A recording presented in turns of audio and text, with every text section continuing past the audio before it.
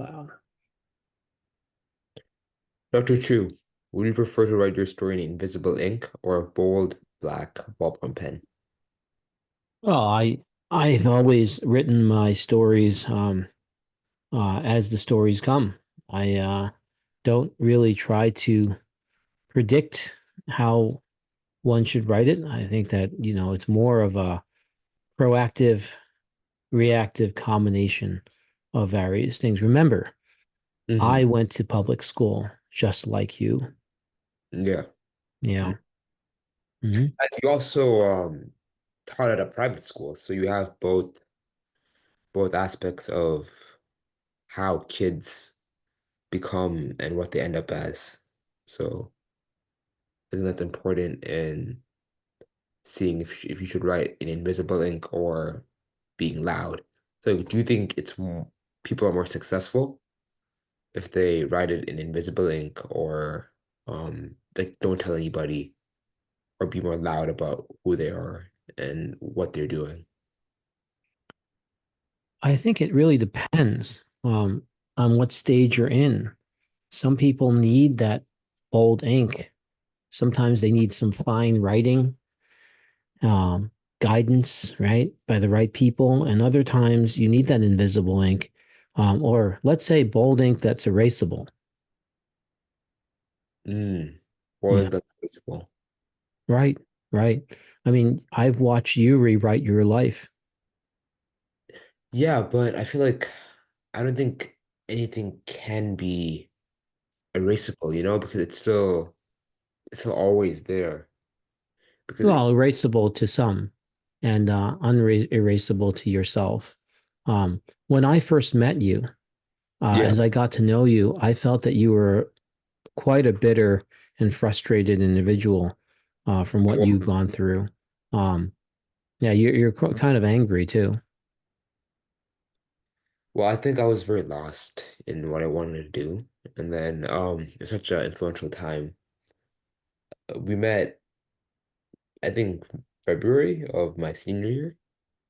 Well, I liked you being so frustrated. I found it quite amusing. Oh, really? Yeah, I thought that this would be excellent material for first of all, you being so frustrated is a reflection of the system. Uh-huh. Yeah, I mean, everyone around you kept touting certain kinds of success, and it just didn't fit you, you know. And if Exactly. it's not a fit, then yeah, I mean, self-realization, or achieving that realization. Some people achieve it through meditation, and Uh-huh. others need to be hit on the head, right? With a big big stick or something, It's you go through life and you realize that what worked for someone just doesn't necessarily work for you. Exactly, right? Because I feel like people just say it works for them, but people have to understand that there's so many different circumstances. It's also 2024 versus 1944. So what worked in 1944 is not the same thing that would work in 2024. Exactly.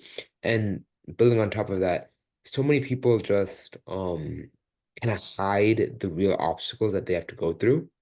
So they don't, maybe it can work for you, but you don't know the real amount of stress, troubles, late night working, and other obstacles that you have to go through to get what they have. Hmm. Yeah. I mean, this is November 10th. It's only 5 days since the election. And some people view that Donald Trump, the Uh-huh. 47th president of the United States, um, um, did not convict any felonies. And some people view him as convicted of felonies. Um, Mhm. so, but the key in 2024 of whether it was 34 felony counts or not doesn't matter. That's what the elections show. The result is it does not matter. Really? So it doesn't matter if he's in election counts or not. No, it doesn't matter if he's a felon or not. Why Well, should it, yeah, why should it matter? uh, well, I think Right. So one of the counts was he illegally influenced the election, and then he also paid a porn actor, right? And those kinds of things, right? But why does that matter? it doesn't. It doesn't at all. Exactly. So therefore, why should what your father thinks matter to what you, and let's put it this way in case the father's listening. Why should what his father thought or grandfather or great grandfather thought matter to whether or not he follows that? Because in 2024, things are different. Just like in 2034, things are going to be different. And the more we realize that nothing is is the way we think it is, because it's really up to you to build it. Now, what would terribly be wrong would be to write your story in invisible ink and then find out that you forgot to uh, make it a reality. Like everything's invisible, and you're always on the fence. You haven't decided where you're going. You don't really know why, and you just fake it until you make it. I mean, I feel like that's so important because there's just so many people that just never are talked about in their entire life. They just they do things, but it's never talked about, and I don't think that's a happy way to live, personally. When I first met you, Uh-huh. you were very interested in the people who did things that got named and mentionings, right? You're Exactly. also very interested in going to name brand universities and colleges, I was. Yeah. right? And I tell you that when I went to undergrad, I didn't make it into Harvard or Wharton or these places. And one of the things I disliked the most was every time we started doing the podcasts, is you would introduce me with your blurb, and then it's like yeah, I mean, what I need to tell, if you're talking about invisible ink, is or ink in general, is that when I went to undergrad, had I gotten into some of these top universities, I would have done what any normal kid would have done, which would go through it Hmm. and then get a job, right? And then have wasted 90% of it, just like I did as an undergraduate. But when I went to Harvard as an executive, um, I went and took classes like, why is the title of the movie Jaws Jaws? Wow, that's amazing. Because how do you get the grammar to be secondary and the story to be attractive? I took classes like that.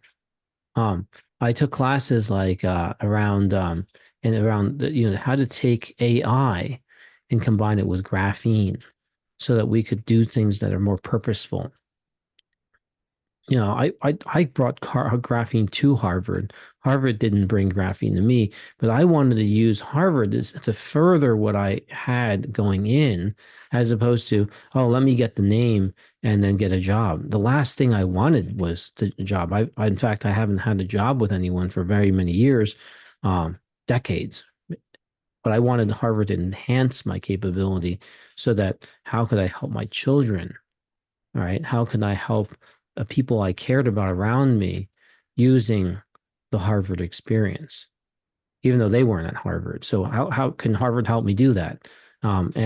And when imagine Harvard's a person, right? And I go there and ask Harvard, and I said, "Can you help me help my friends win the lottery?"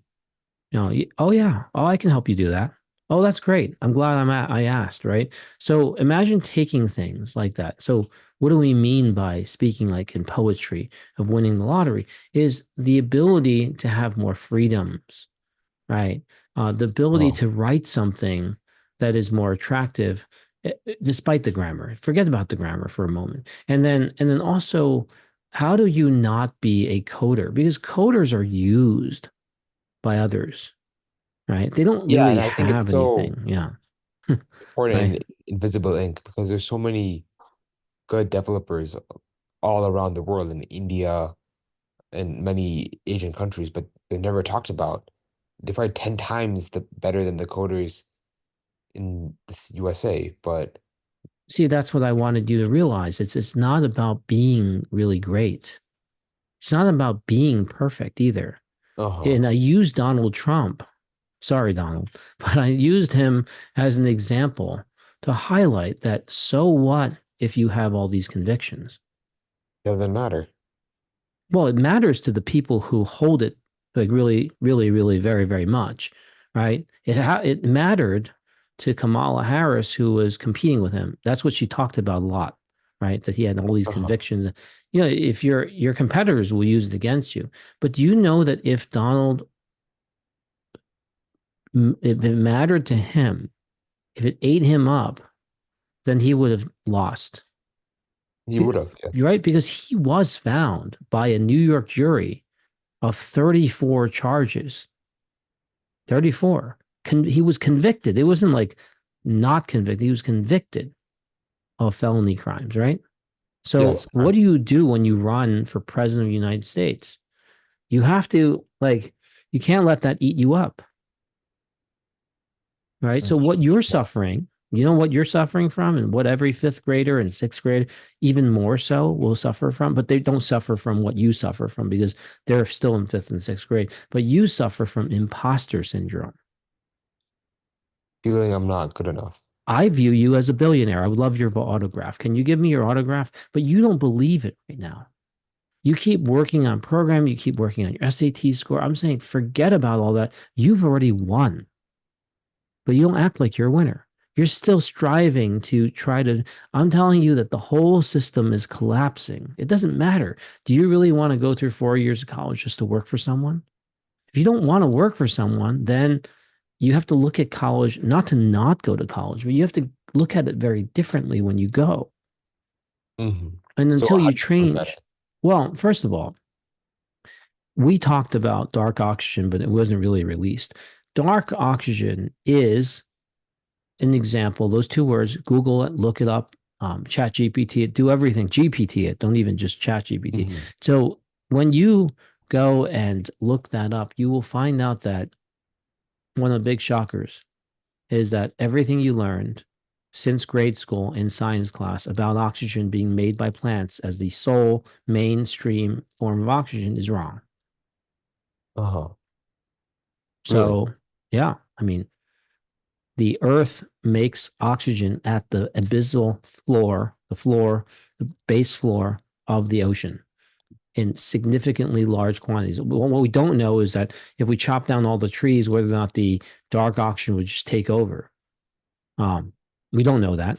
Maybe if you chop down all the trees, all the land oxygen will be gone, and then you know the dark oxygen will maybe stay the same. It doesn't increase, and then we're in trouble.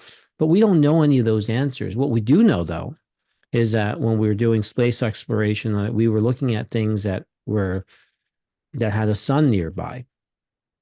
But Hmm. dark oxygen, now that we know this, and this is a 2024 release confirmation.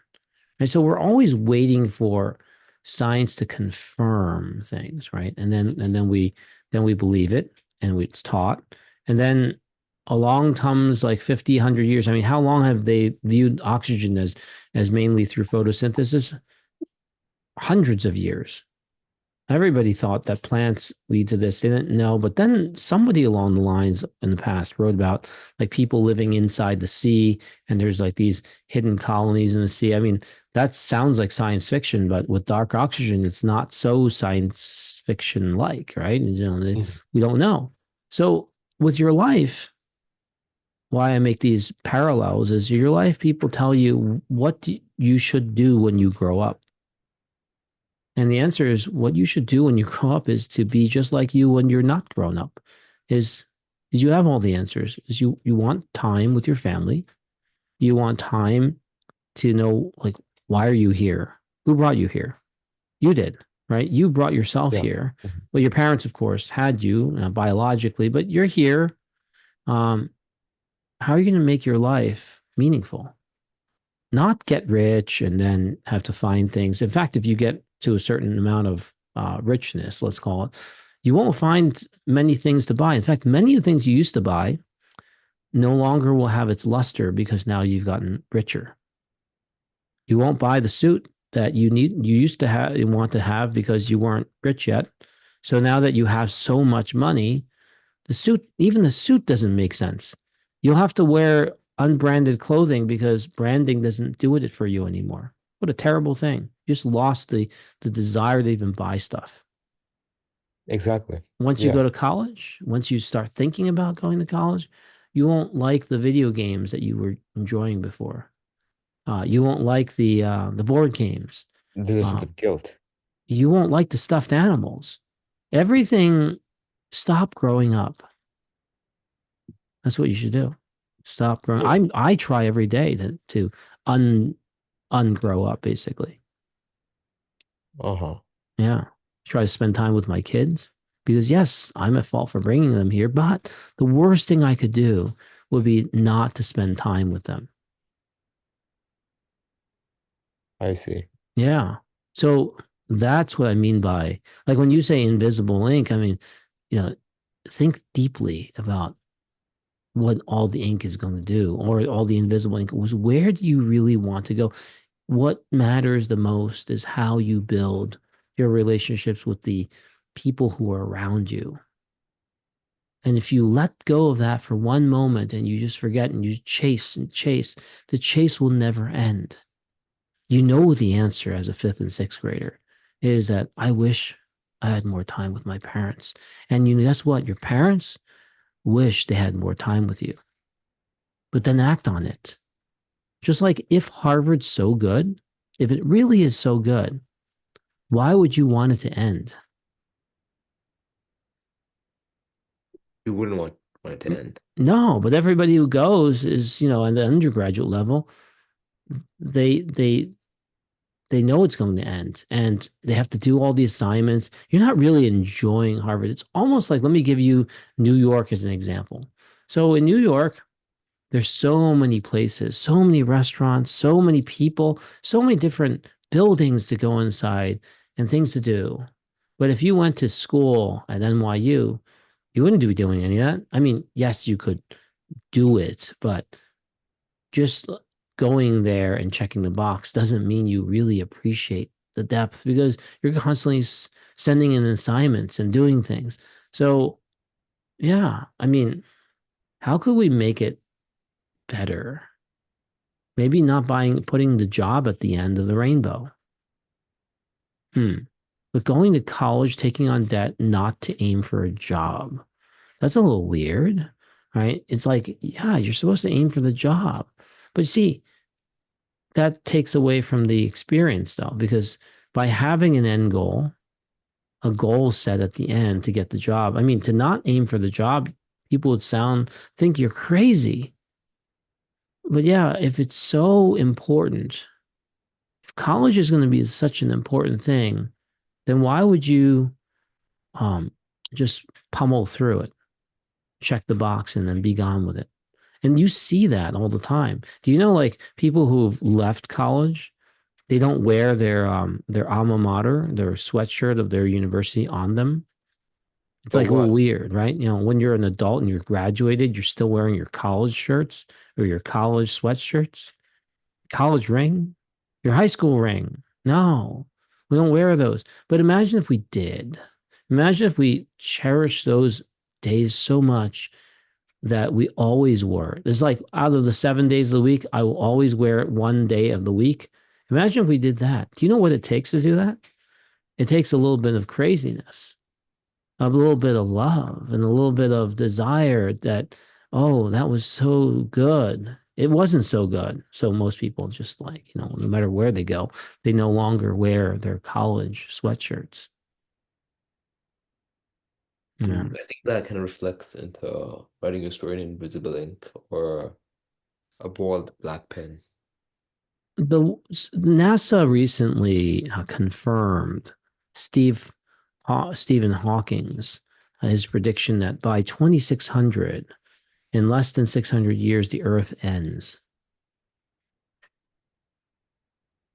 Yeah, Oh, really? yeah, they confirmed it, and I say that's totally bogus, wrong. Why? Because I don't believe it. That's all. So it's just like Donald Trump, right? 34 conviction charges. He just doesn't care. He just keeps going, right? And Crazy to guess, think. yeah, and he won. He became the 47th president because he did not let, now these are not fiction. That's not fiction. This is facts. A felony crime, 34 of them did not stop the man. He continued. I'm not saying who's right or wrong. I'm not saying who should be or shouldn't be. I'm saying the attitude of just sticking with the fight, or the path. If you're going to go to Harvard, then don't just check the box. Go there and for 4 years and not wear the sweatshirt. Make sure you wear the sweatshirt for one day out of every day in the week, right? So one day, so 6 days you don't, seventh day you do, as a minimum. Wear it every day if you like, for the rest of your life. And people will look at you and say, "What the heck is wrong with that person?" You said, "Oh, I don't want to have to spend all that money on other shirts. This is something that I really cherish and love. I have nothing wrong with that." Well, how do you get yourself to love Harvard like that, though? Because most people don't, right? Or any university, fill in the blank. How do you get yourself to do that? It is definitely during that experience. How do you get yourself to love being a fifth grader? I'm telling you, it's the most important time in your life. I And mean, how yet, so many people want to just get through it. Do you know if you keep getting through things at the end, it's time to retire? And when you retire, you're irrelevant, or you lost your relevancy to whatever you're doing. And then you're alone. Um, yeah, and then life is over. Then you die. So why would you want to? It's almost like these 14-year-olds that go to college. Why would you want to do that? I think it would be very cool to go to college starting at 30. And then people really? say, yeah, what was it? Why? Well, because when I was younger, I Uh-huh. had all this energy. I had all this youth, and there's so many things to look at. Lock yourself up in school, like what I did already, right? I'm just speaking from experience of what has happened, right? Is I locked myself in school for many, many years, looked like an expert, but reality is I used up all my time, and now I'm 50 years old. I can't go back. Would you have gone back and enjoyed more, or what? Oh, What is? absolutely. That's why at Harvard you saw that I became a lifetime member. And then only to realize that most people didn't. 18,000 plus people.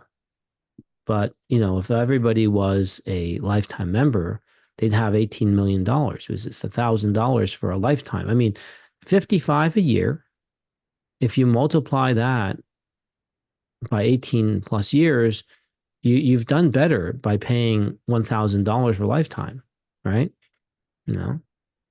Yeah, Yeah, because exactly. yeah, 1,000 divided by 55 is about 18, right? It So is. yeah, so you divide that and you say, well, I don't just want 18 years out of Harvard. I want the rest of my life. I don't believe I'm only going to live less than 18 years. So yeah, and plus it's a nonprofit. I'll donate to whatever the remainder is. I'm good.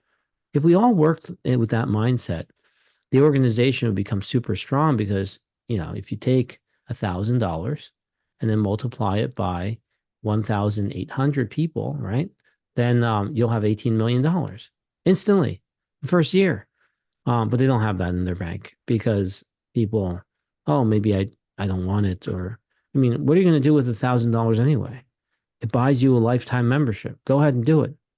It's nonprofit. You get taxes written off of that too. So I mean, what's the benefit of the lifetime membership? I don't care about the benefit. I care about the front end, is that I loved Harvard so much that I want to be, and I'm just making this up, right?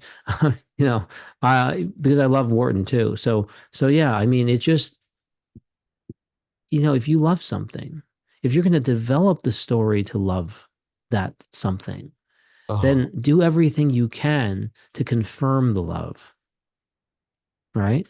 I'm not doing the $1,000 lifetime membership because there's something it offers me. I'm doing it because I want to ensure when I'm writing my story that I love Harvard. Oh, I want I to see. guarantee I love Harvard. I want to guarantee I love New York. How do I guarantee I love New York if I go to New York and I can't enter most of the places because I'm busy studying? Then I didn't really love New York. And plus, because there's so many wonderful things to love about New York, but I can't go to any of them because I'm busy handing in assignments, then maybe I didn't do it quite the right justice. That doesn't mean don't go to New York for school. It's just that realize what you're also sacrificing if you choose to sacrifice. Maybe you don't. Maybe you make your undergraduate experience 10 years long. If only they didn't charge you every year for it, you know? So I'm saying if you want your story to be fantastical and exceptional and lovely, then do everything in your power to make it so. I see. Yeah. And then, And then, and then you win everything. And that's why I use Donald Trump as an example, is that somebody who's convicted as a felon. Do you know what would happen if he lost? he's going to jail. What that would mean? 34 felony counts, right? He's jailed. Well, if he lost, right? But that's the normal story. The exceptional story is what if he won though? And now we're living 2024, going into 2025 with only uh, less than 2 months left in the year, right? In the 2024 year, that no, that doesn't happen. So make your story, right? We're talking about writing stories. Make it like Jaws. Don't say this is a movie about sharks eating people. No, come up with a title that just says Jaws. I see. Yeah. Make the title so attractive. You can title your life, right? Diraj, lost high school senior, meets 50-year-old and changes his life through realization and doesn't enter college until he's 30. But when he does enter college, Uh-huh. he invents something that saves all of humanity. Yeah. Right. Hmm. Yeah. I mean, I'm just making stuff up, but Yeah. yeah, but you see, that is bittersweet. I love that story, right? Because it shows something really different and it shows possibilities. Yeah. I mean, there have been presidents in the past that served 2 terms, but in the middle between the first term and the second term to be convicted as a felon and then begin, there's only one president that will do that. So he created his own story. He did. He made the impossible become reality. And anybody can do this, right? So I'll give you my example, right? So I go to undergrad, didn't make it into Harvard, didn't make it into Wharton, but I went only after accumulating all that real estate and then had the graphene. But in my application to go there, I didn't write about my graphene. I didn't write about my real estate. I wrote that I wanted to go to Harvard and learn about AI because I wanted to protect my children and give them a clearer understanding of how to navigate around the future. And that's why Harvard's AI program would help me to be a better parent. And then I get accepted. They said they never read an essay like that where you don't Did talk really? about, like, you didn't talk about yourself. And I said, well, the best essay, and this is essay writing, by the way, Uh-huh. is to not talk about who you are, but talk about what you will do. What I wrote in the essay was how going to this program would help me become, I'm not that type of father yet, but I would become a wiser and better father because I would know how AI is going to wipe out 1 billion jobs. And I want to stop that from happening. That's what I wrote. And they You said, could that's relate amazing. AI to your own company. You relate it to parenting, which is one. Well, someone could say, well, you haven't done anything. You just became a father not too long ago. What makes him so different? What makes me different is I wrote about it. And I wrote that I will do this once I understand that AI could be evil, bad, terrible, you know, um, inhumane, but AI could be also be so much better for humanity so that we predict when an asteroid's about to hit our planet. We predict things better. We are able to find all these possibilities and we don't cheat on people because we realize that we want to work together. How do we create that alternative reality? I am your Huckleberry, Harvard. And I found people who also read my essay and said, this person is an applicant that you have never seen before in your history of Harvard. That's what she wrote. One of my recommenders wrote that when she met me um, and I became a high school teacher, she said she'd never met a teacher, a peer, she was a teacher as well, that Uh-huh. acted like they were Superman. I'm not Superman, but I'm just acting like, that I don't have a care in the world. I'm here to help people. And that was before I applied. This was just while I was there, because, I came from graphene. I then took on the job to be a teacher, but I don't have to do that. And I did that for fun to get knowledge, right? How do I navigate around the future? And you have to make it fun. What are you going to do? Make it terrible? I mean, salary is low. It's very low. It's five figures. It's not, anything like I had before, but that's not the point. The point is if you, wherever you are, make it fun, make it meaningful, transform it. Don't write about your past. Don't write about your present. Write about what you will do, Wow. right? Very well said. I am going to be a president of the United States, even with 34 convictions. Oh, and that is just, and then it becomes reality. But how do you get it to be reality? It's not that Just believe. I'll give you the exercise of how to do it, though. like for Boxer Path, we want to become the biggest podcast Do and you social know that the about only it. thing stopping you from doing this is two things? What? One, the first one is the believing that it can be possible. I And mean, that's there's more why. than believing, it's about executing. No, it's believing. Then the second thing is really, really important. Probably more important than the first thing, but the first thing is really important because it starts the whole process. It's the catalyst. Is first you have to believe. If you don't believe, stop here, turn off the thing, don't come back, right? But if you believe, then you have to do the next step. Without doing the next step, it doesn't to complete the process, right? The Yeah. rite of passage. What is the next step? Is to practice doing it. If you don't practice doing what I just described, then it becomes a problem I because mean, I disagree. yeah. So Trump, he believed, but the second step was executing. He No, no, no. It wasn't executing. The finally second step was practicing this, practicing. is No, going to all the people who do believe in the same thing. He told people that, yes, he's convicted, but that those people were convicting him because, and he had all his reasons. And some people said all those reasons weren't real, but he believed. And then he went to all the people who also, he found people who believed in his belief. no, I'm And saying that what he did was Mhm. he executed so well. He worked day in, day out. He went No, on no, no. He podcasts. believed, and then he found people who believed in him, and then he also practiced doing that. He kept doing that over and over again. That's the whole campaign thing. Now, what did the other side do? The other side kept saying how he's such a terrible person. Like most of the campaign was about that he wasn't he was not going to be a good president for you. But the other side didn't talk about how good they are going to be, right? Mhm. They didn't it's all about the practice. Remember, I wrote this application about being a father and then learning about AI and then helping to defend my kids and then eventually helping humanity.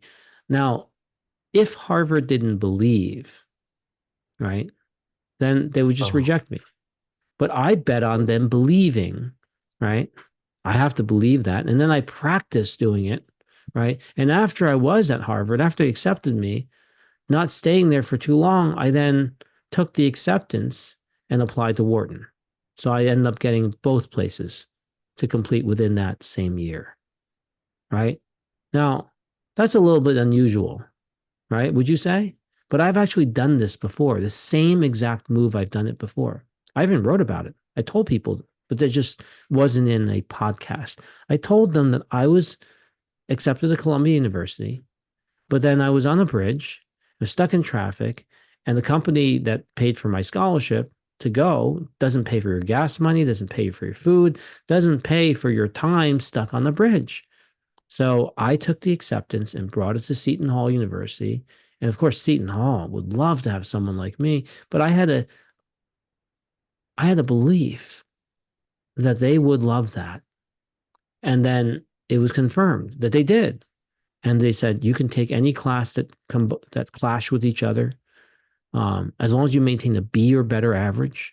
So I then Mhm. graduated instead of 3 years. That's what it would have happened as a part-time student at Columbia. 3 years. It only took me 3 semesters, so 1.5 years. So then I went on to MD, PhD, and med school. But it was all about picking something that you believe in. Now, you know that I don't speak Chinese very well. I don't write Chinese for sure. I have a Chinese writing of less than a 3 year old, and Chinese reading. I'm illiterate, so I'm sub 3 years old. I believed that girls would want to be with me. I just believe that. Who are Chinese? I Uh, believed firmly that they would like to be with someone like this because I'm unusual. Everybody else knows how to read and write Chinese. I don't know how to read, but I will love you and I will take care of you and I will be a wonderful, absolutely wonderful president of the United States. It's like I will be a wonderful boyfriend and future husband. And then the magic happened is I found all the people who believe this. So uh-huh. it was never short of any dates or things like that, is I believed.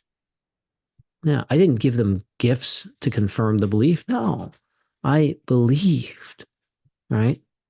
And so, how do I teach my kids? I say, I believe in you.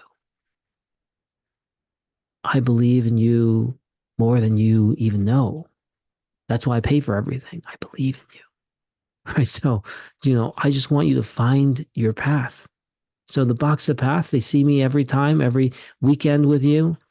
I mean, that confirms my belief. Why would this person do this? You know, does it pay you a lot of money? No. So I even tell them it's a volunteer thing. I even told you, I don't tell myself, oh, this is going to be a company that's going to make millions of dollars. No, I believe that this And then is you going just do. to win the Nobel Prize. They're going to give us a Nobel Prize for helping fifth and sixth graders. Do you know that? Hopefully. Yeah. No, not hopefully. They've already told me. They've written emails to me. Really? Yeah. There's 5 emails saying that they think that if Diraj actually continues, they want to give you they want to cast you in for a Nobel Prize because no Wow. human being has ever done this before, starting at high school. There's never been a high schooler that turned back and wanted to study and build together a platform like a fifth grade, sixth grade, better than Facebook platform. Uh-huh. And then it's become so amazing that Facebook actually wants to buy this from you and I for $100 million. I Yeah. mean, should we sell it to them? Well, you know, if you believe, right? So if you believe, you keep working on this, it will just happen. Maybe it doesn't turn out to be 100 million. Maybe it ends up 200 million. Maybe it's 99 million. Maybe it's whatever it is. But the point is that you have to believe first as a fifth and sixth grader before anything can happen. And so if someone says, what do you want to be when you grow up? Your answer can be, I believe that the perfect job for me just hasn't been invented or created yet, which may be actually true. So right. So, you Mhm. just, that's the attitude you need in life. Yeah. Mhm. Yeah. It's like, it's better than ink. invisible or not. It is just the ability to practice through that. So, one of the amazing things to practice this is to go up from your chair, Uh, unless you're standing up, but you're probably sitting down. Go to a door, any door that's probably closed, and then try to open that door. And then put your hand on the handle of the door or the knob and turn it. That's how you open the door. That's the beginning process. Now, then after you turn it, let it go back to its original position and don't open the door. Go back to your seat and sit down. Now breathe deeply. Hold it your breath for 5 seconds. 1, 1,000, 2, 1,000, 3, 1,000, 4, 1,000, 5, 1,000. Most people should be able to do that. Get back up and go back to the door. Walk slowly and then put your hand on the knob. This time, don't turn it. Think about the earlier step of turning, but don't turn it. Now let go. Think about how the knob felt in your hand. Was it cold to your touch? Is it a metal doorknob? Most doorknobs are metal. And then go back to your seat. Now breathe. Think about it. Count 5 seconds. And then get back up. Walk to the door. Now imagine your hand being put on the doorknob.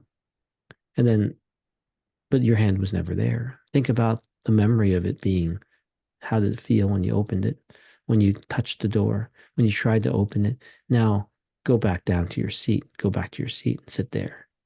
Now in your mind, just mentally do the same thing. Now I guarantee you that only the people listening to this podcast in this entire country and possibly the world, this earth, you're one of the few that are doing this right now.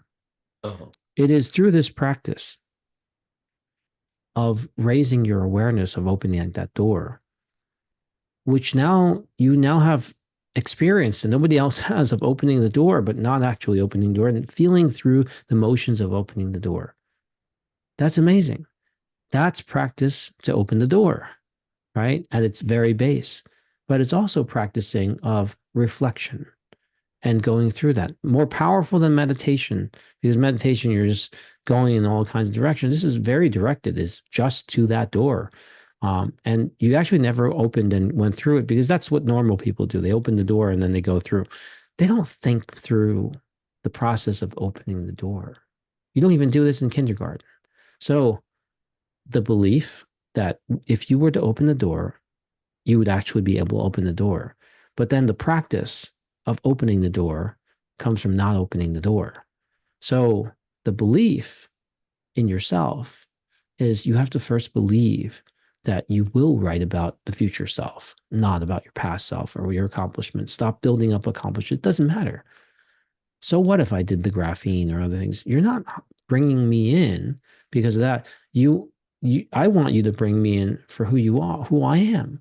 Just like my wife wanted me to marry her for who she is, not because, oh, she looked a certain way to someone else. What does that matter, right? Or that she had her report card, how it looked. What does that matter? She wants me to love her the way I have gratitude and how I love her. So that is true of anything, right? yeah. Yeah, yeah. No, the university doesn't want to just accept you so that you could say that you went to the university. They actually No. want to accept you because they believe that you believe you're going to be exceptional. And that's why you're going to be one of those top donors, whether it's monetarily or you spending a lot of love power. Love power is also really important because it's called being a proxy and promoting the place and saying good things about it. Yeah. So yeah, on college night, I represent a bunch of them because I went to all these. He said, wow, you have so many universities. I just found that school is so problematic. I kept going to more and more of them to see if there was something wrong. And I realized there is something really wrong with school. And it was me. I was what was wrong with school. There's nothing wrong with school, but my attitude of how I looked at school was one of the bigger problems that I eventually fixed. Wow. Mhm. Yeah. There's nothing wrong with calculus. My attitude to calculus. Nothing wrong with algebra. It's my attitude to algebra. I was using algebra as a tool when I really needed to change how I looked at all this. And once you can change that mindset, there's nothing that's ever been invented by a human being that you can't blow right through, conquer, and become really, really great at contributing to the rest of humanity. But the more you don't do that, you then use it as a checkbox and say, oh, look, I'm qualified on Microsoft Word. I can do this stuff, other stuff.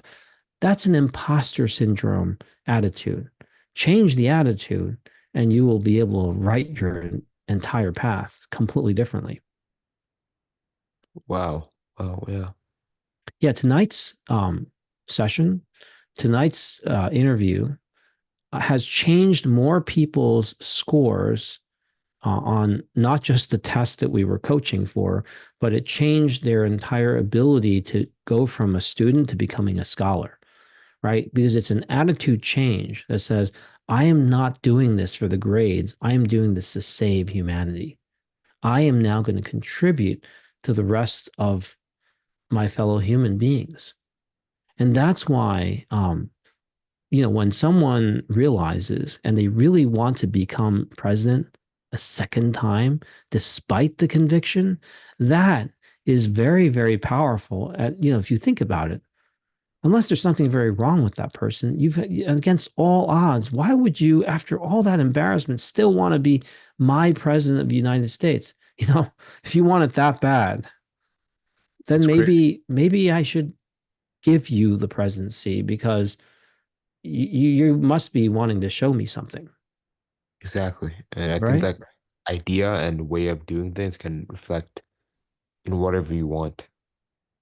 Yeah, I mean, on this 13th, I have a talk at Rensselaer Polytech, which is about, um, you know, giving presentations and the scientific and the unscientific way to present.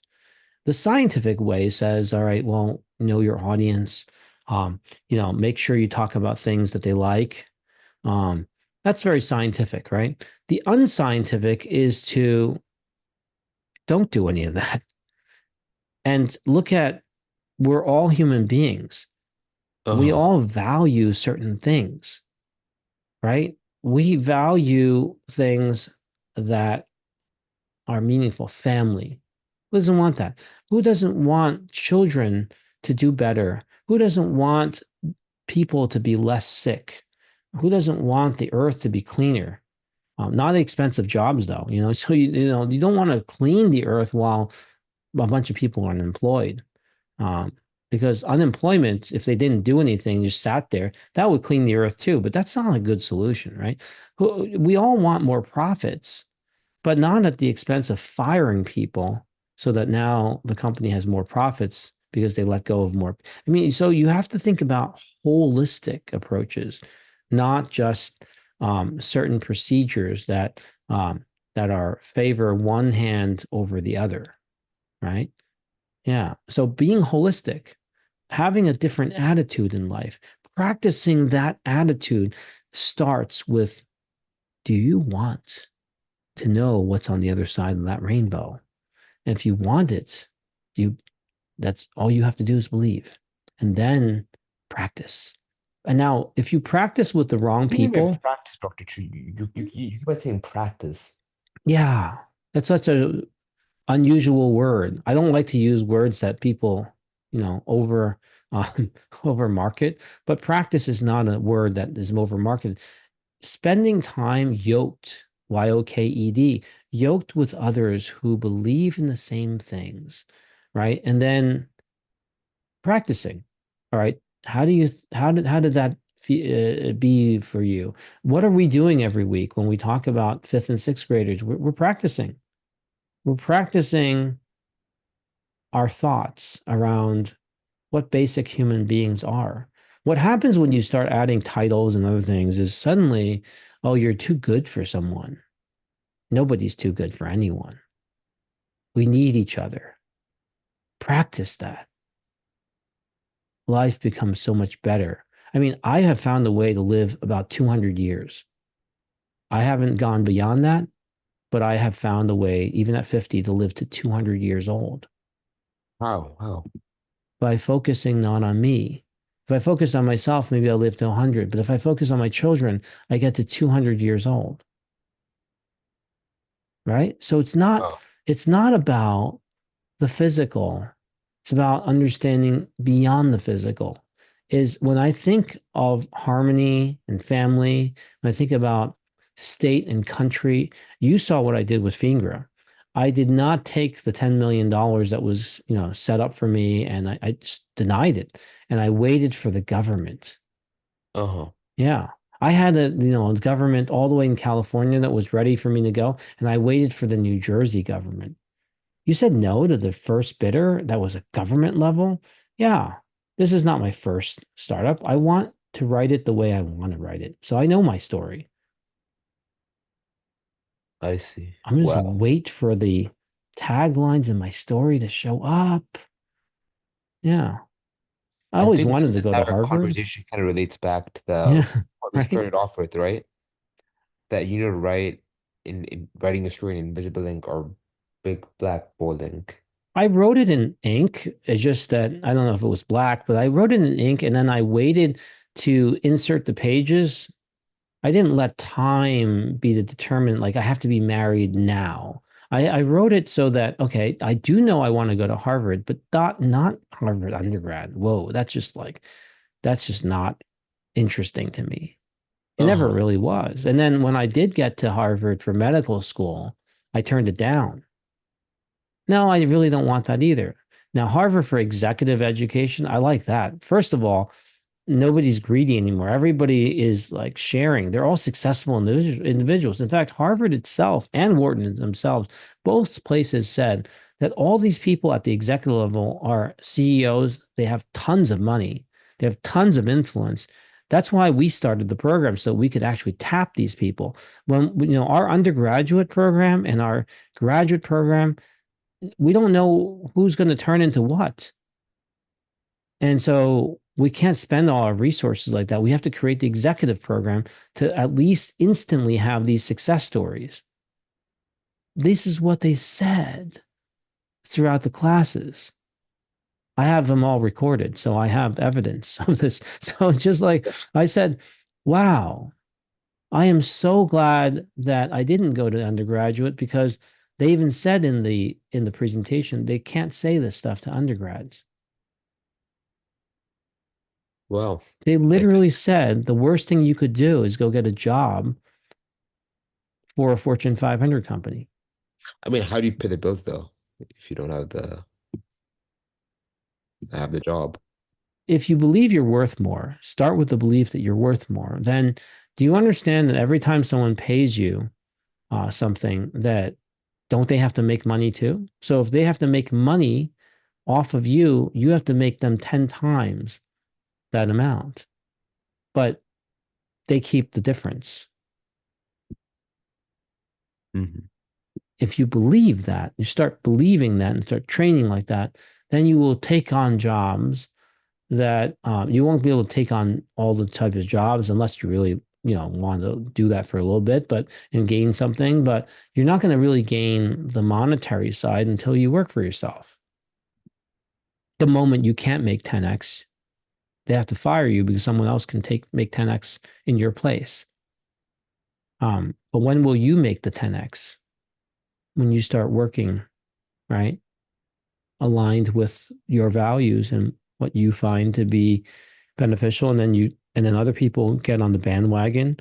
Remember when Susan Boyle sang the song, and just look up Susan Boyle on YouTube, she became world famous. She didn't have to work another day in her life because just singing uh, I Dreamed a Dream and moving the audience changed her entire earning power.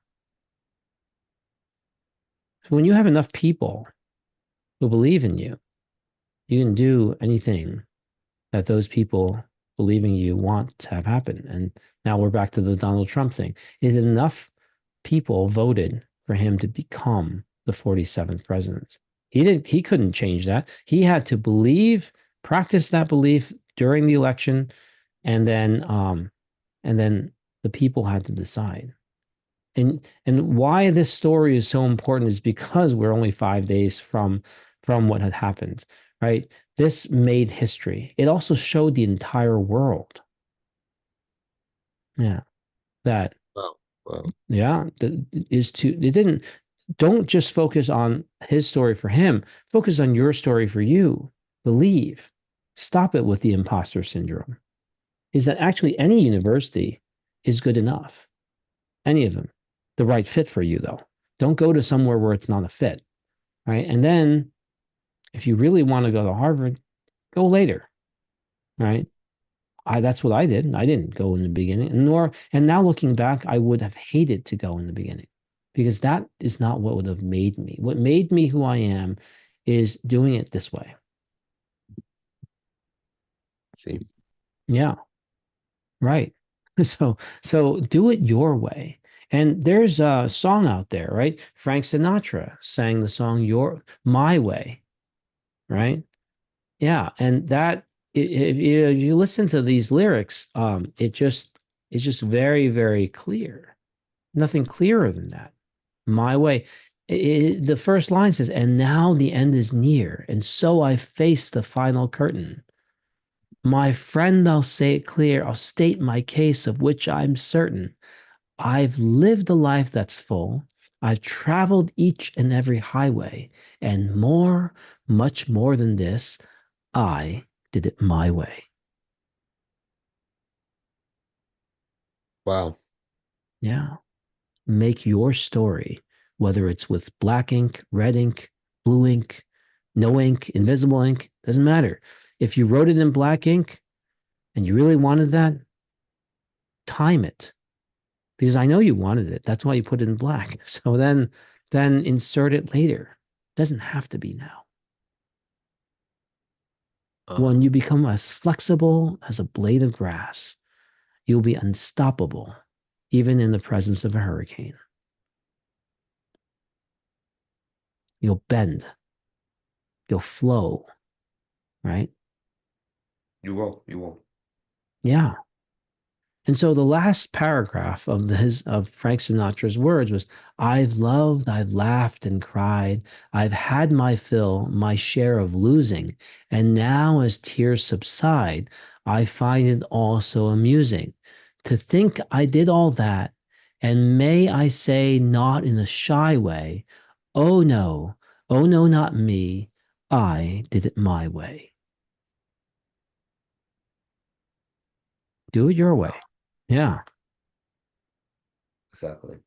Wonderful. Yeah, I think that's a lot of insights for this one episode. Good. Then we do another one later on. Yep. Lovely. Good night. Good night. Thank you so much, Dr. Chu. You're most welcome. Goodbye.